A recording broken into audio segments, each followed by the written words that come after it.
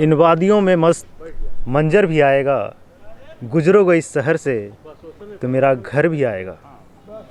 नमस्कार दोस्तों, आज इस सुहाने मौसम में बिहार आईएएस की पूरी टीम इस चंपारण के पावन भूमि पर इस सुहाने और खूबसूरत वादियों का, खूबसूरत मौसम का और इस खूबसूरत नज़ारे का आनंद ले रही हैं।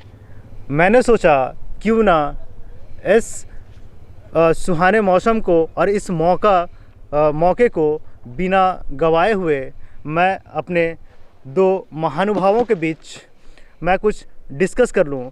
आज अभी हम जिस जगह पे बैठे हुए हैं वो भारत और नेपाल का बॉर्डर लगता है। जब आप देखेंगे हमारे जस्ट पड़ोस से ही गंडक नदी गुजरती हैं और गंडक नदी के आप उस पार देखेंगे तो आपको नेपाल सीमा क्षेत्र दिख रहा होगा, वहीं दूसरी ओर देखेंगे तो भारत की सीमा दिखाई दे रही है, जिस भारत की पावन भूमि पर हम लोग बैठे हुए हैं। आज हम लोग वाल्मीकि नगर में इस वाल्मीकि टाइगर रिजर्व देखने आए हैं और भारत नेपाल बॉर्डर पे बैठकर हम लोग आज भारत नेपाल की संबंध को चर्चा करेंगे। पिछले कुछ दिनों से भारत और नेपाल के रिश्ते कुछ खटपट चल रही है, कुछ अनबन सी दिख रही है। तो मैं अपने दो मेंटोर और बिहार आईएएस के सदस्य होने के नाते हमारे दोनों महानुभावों से ये मैं जानना चाहूँगा। मैं आपको हमारे दोनों महानुभावों से आज मिलाता हूँ। एक तरफ आप देखेंगे मेरे दाहिने ओर प्रवीण भारद्वाज सर हैं और ये यूएनओ में भारत का प्रतिनिधित्व भी कर चुके हैं। वहीं आप ये इन्वायरमेंट और एजुकेशन से भी बहुत लंबे समय से जुड़े हुए हैं। वहीं हमारे दूसरी ओर देखेंगे श्री भरत सर हैं। आप लोग को हमेशा से चाहे वो सिविल सर्विसेज हों या स्टेट पीएससी हों, दोनों परीक्षाओं में आप लोग को हमेशा मार्गदर्शन करते रहते हैं। आज मैं इस मौके को सर के साथ भी मैं डिस्कस करना चाहता हूं कि सर इस जो एक बहनों का रिश्ता है ना, और शायद एक पुराने ज़माने से ही इस संदर्भ में हमें एक रिश्ता देखने को मिलता है। तो सर मैं जानना चाहूँगा आपसे ही कि इतने पुराने, सदियों पुराने रिश्ते को ऐसी कौन सी नज़र लग गई जो इतने अनबन और इन चीज़ों पे देखने को मिल रहा है। सर आप हमारे व्यूअर्स को बताएं इस बारे में। थैंक यू विवेक जी, आपने ये बहुत अच्छा ही समय चुना और मुझे लगता है कि ये एक मौका भी है और दस्तूर भी कि इस समय इन समस्याओं को इस पर चर्चा की जानी चाहिए। सबसे पहले तो भारत और नेपाल की बात की जाए तो प्रत्येक जो संबंध होता है किसी न किसी बिंदुओं पर आधारित होता है। तो जब जुड़ाव के बिंदु टकराव के बिंदु में बदल जाते हैं तो रिश्ते नाजुक हो जाते हैं। तो हमें ये जानना चाहिए कि वो कौन कौन से मुद्दे हैं जिस पर भारत और नेपाल के बीचों का जो संबंध है उस पर आधारित है। आपको ज्ञात होगा, हमारे दर्शक जानते होंगे कि भारत और नेपाल के बीच जब ब्रिटिश टाइम था उस समय 1816 में सुगौली की संधि हुई थी। उसके उपरांत जो काली नदी की संधि है, आप ये भी देखते होंगे कि भारत और नेपाल के बीच ओपन बॉर्डर पॉलिसी है। भारत और नेपाल के बीच जो सांस्कृतिक संबंध है, जिसको हम बेटी रोटी का संबंध के नाम से जानते हैं, काफ़ी एक सांस्कृतिक लगाव है दोनों देशों के बीच। और ऐसे परिस्थितियों में संबंध की प्रगाढ़ता होनी चाहिए।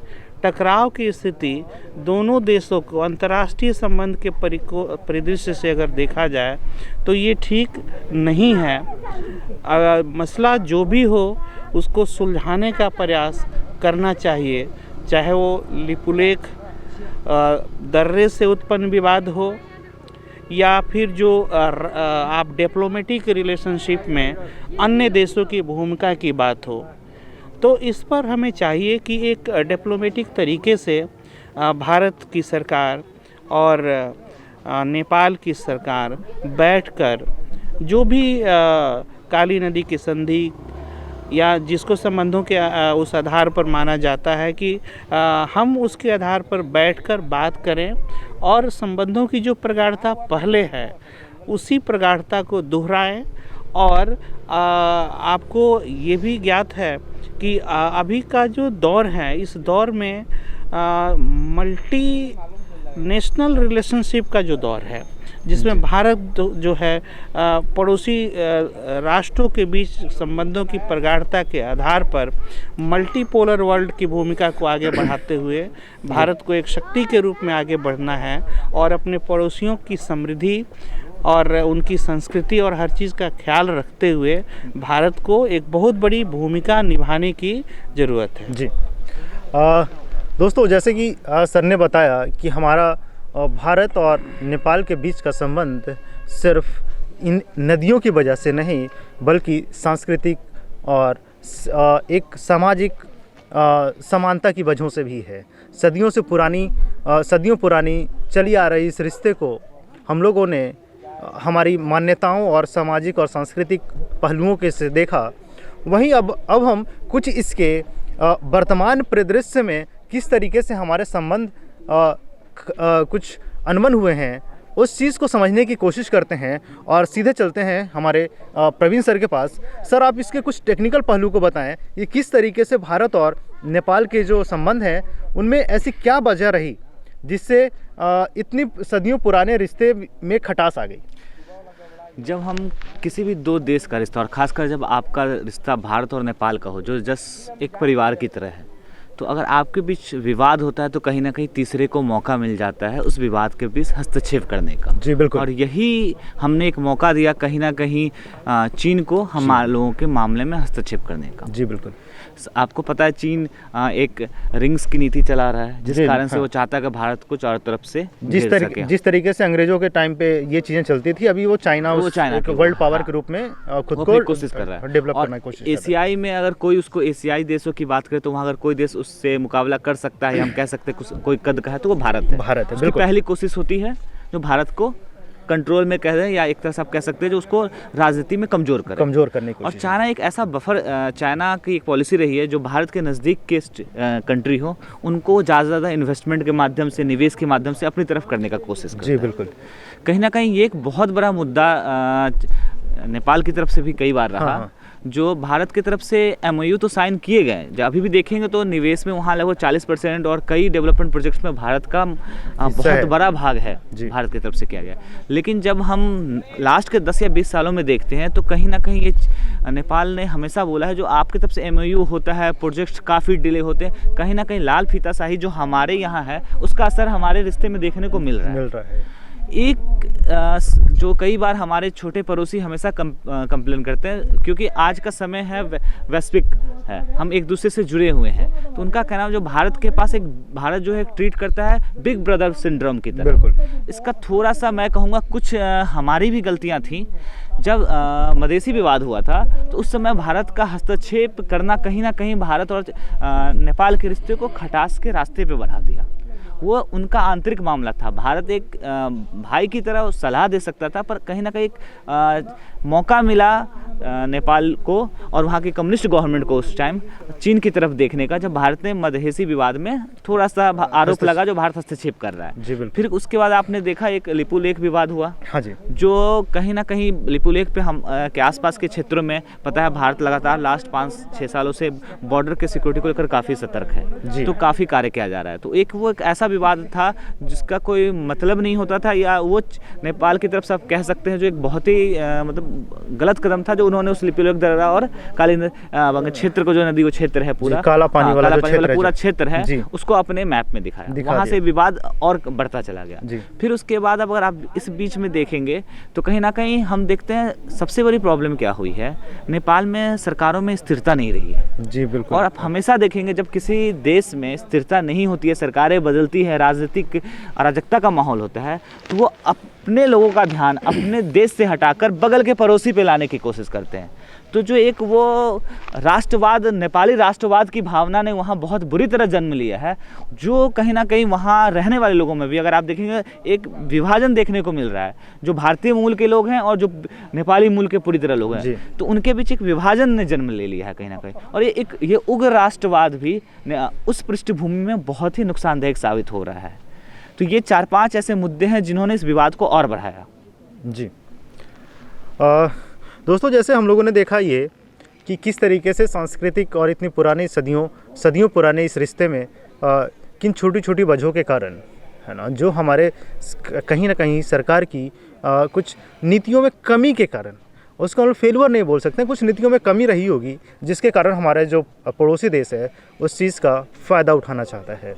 तो मैं ये जानना चाहता हूँ सर, मैं ये जानना चाहता हूँ कि सरकार की ऐसी कौन सी किस तरीके से इन विवादों को सुलझाया जा सकता है। क्यों हम लोग अपने पड़ोस, जिस तरीके से चाइना उस फेंसिंग की एक नीति अपनाना चाहता है, हमारे भारत को घेरने की कोशिश करता है, तो हम अपने पड़ोसियों के साथ अपने संबंध को और प्रगाढ़, या सरकार को ऐसी कौन सी स्टेप्स लेने चाहिए जिससे हमारे पड़ोसी देशों के जो इन खामियों का जो एक बेनिफिट हमारा पड़ोसी ले जाता है, वो उसकी जो गैप है उस चीज़ को हम फुलफ़िल कर पाएँ। जहाँ तक मेरा मानना है कि जो सरकार की नीति रही है नेपाल के प्रति, हमेशा से जो भारत सरकार की नीति है सहयोगात्मक रही है। आपने देखा होगा कि जब नेपाल में जब कभी त्रासदी होती है जी, तब तक भारत एक पड़ोसी की भूमिका अदा करता है जी। और दोषारोपण कई तरीके से होता है, लेकिन जो सरकार की जो डिप्लोमेटिक नीति है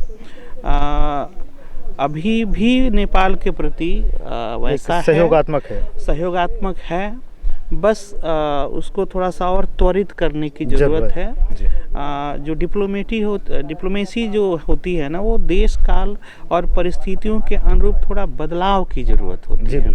अगर हम वैश्विक परिवेश में देखें तो जो चीन की आक्रामक नीति है उसको मद्देनज़र रखते हुए भारत सरकार को भी यह ध्यान रखना चाहिए कि चीन की जो नीति है नेपाल में, या हाल ही में जब आप देख रहे हैं कि श्रीलंका का जो संकट है, अगर श्रीलंका का संकट गहराता है और जो भी आपने वहाँ जो कर्ज का जो भार बढ़ रहा है, कहीं ना कहीं अगर आर्थिक गुलामी की तरफ अगर वो जाता है तो भारत को ही नुकसान होगा जी। बिल्कुल। तो एक परिस्थिति तो सामने है, तो भारत सरकार को एक त्वरित प्रयास करने की ज़रूरत है और वो झुकाव जो है भारत की तरफ ज़्यादा लाने की ज़रूरत है जी। और जो मैंने आपको शुरू में बताया कि जो एक सांस्कृतिक संबंध है ना, वो रिश्ते को जोड़ने का काम करता है, ठीक है ना। तो डिप्लोमेसी अगर उस तरीके से हो कि हमारा सांस्कृतिक संबंध है उसको हाईलाइट करके उस पर प्रभाव जमाया जाए, क्योंकि एक तो ओपन बॉर्डर पॉलिसी है, दूसरा जो सांस्कृतिक संबंध है इसकी प्रगाढ़ता, और हमारी डिप्लोमेसी वैश्विक परिस्थितियों के अनुरूप अगर कर दें, जिसको मैं देश काल और परिस्थितियों के अनुरूप कहता हूँ, तो हमारे संबंध पूर्ववत हो जाएंगे। और ये जो तीसरा एंगल है चीन का जो आक्रामकता की नीति है उसके अनुरूप एक भारत सरकार की जो रही है, भारत सरकार आपने देखा होगा कि कभी भी आक्रामक रवैया नहीं अपनाया है। भारत ने हमेशा से ही अपने सीरेनिटी को दर्शाया है, उस गंभीरता को दर्शाया है, ताकि एक वैश्विक दृष्टिकोण भारत के प्रति एक आप समझेंगे लिबरल दृष्टिकोण जो भारत का रहा है, वो उसको रखते हुए चीन का एक काट ढूंढना होगा ताकि हमारा जो संबंध है पहले से और अच्छा हो, है ना। तो मुझे लगता है कि भारत सरकार इस पर काम कर रही है और उम्मीद है कि हमारा बहुत जल्द हम इस रिश्ते को बिल्कुल हम पुनः उस रिश्ते पर आगे बढ़ेंगे और ये रिश्ता और भी अधिक प्रगाढ़ होगा। दोस्तों, जैसा कि हम लोगों ने आज ये समझने की कोशिश की कि इतनी पुराने रिश्ते में ऐसी क्या समानताएं थी और किन कारणों से इसमें विवाद रहा, और इसके पुनः अपने रिश्ते को प्रगाढ़ करने के लिए क्या उपाय किए जा सकते हैं। मैं इसके लिए कोई ऑथेंटिक पर्सन तो नहीं हूँ, पर मैं ये अपने देशवासियों से और नेपाल के भी निवासियों से ये मैं एक रिक्वेस्ट करना चाहता हूँ, और कि अपने रिश्ते को हमेशा अपने पड़ोसी का काम आता है, और अपने रिश्ते को सुधारना और उसको प्रगाढ़ता प्रदान करना ये हमारी नैतिक जिम्मेदारी भी है। हम इसी तरीके से इस एक अंतर्राष्ट्रीय जो संबंध हैं, जो हमारे स्टेट पीएससी या फिर यूपीएससी के पॉइंट ऑफ व्यू से भी बहुत इंपॉर्टेंट हो जाते हैं, ये एक सब्जेक्ट के रूप में भी पढ़ा जाता है, तो हम उन सारे हमारे अंतर्राष्ट्रीय संबंधों, इंटरनेशनल रिलेशनशिप के बारे में भी समय समय पर, और जो अभी ज्वलंत मुद्दे हैं जिसके बारे में हमें जानना ज़रूरी है, उस पर हम चर्चा करते रहेंगे और इसके अलग अलग पहलुओं को समझने की कोशिश करेंगे। और ये हमारे प्रीलिम्स के साथ साथ हमारे मेंस पॉइंट ऑफ व्यू से भी बहुत ज़रूरी हो जाते हैं। और उम्मीद है आप लोग हमारे जिस हिसाब से हमारी वीडियो सीरीज़ आ रही हैं और अलग अलग विषयों पे हम लोग जो चर्चा कर रहे हैं और आपको उस अनछुए पहलुओं को भी समझाने की कोशिश कर रहे हैं, और ये आपको पसंद आ रहा होगा, और हम और भी ऐसे वीडियो सीरीज़ आप लोग के लिए लाते रहेंगे। तब तक के लिए धन्यवाद।